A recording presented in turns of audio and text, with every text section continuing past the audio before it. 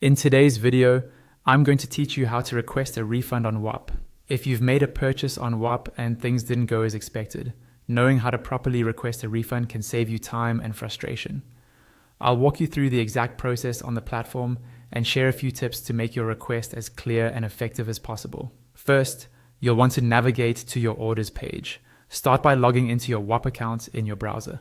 Once you're in, look towards the top right corner of the screen for your profile photo or avatar. Click on that, and from the drop-down menu that appears, select Orders. This is where Whop keeps a record of everything you've purchased through the platform. On the Orders page, you'll see a section called Billing History.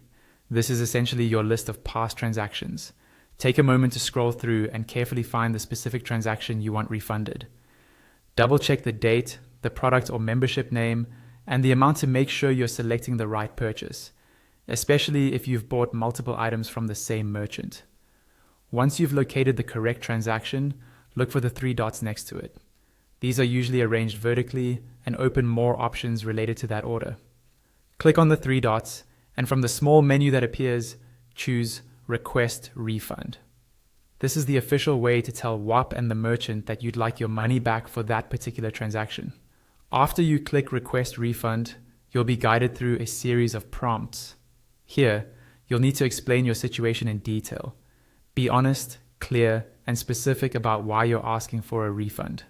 For example, you might describe issues accessing the product, misleading information on the listing, or technical problems you experienced. Avoid one-line explanations. Instead, walk through what happened from your point of view so it's easy for someone else to understand.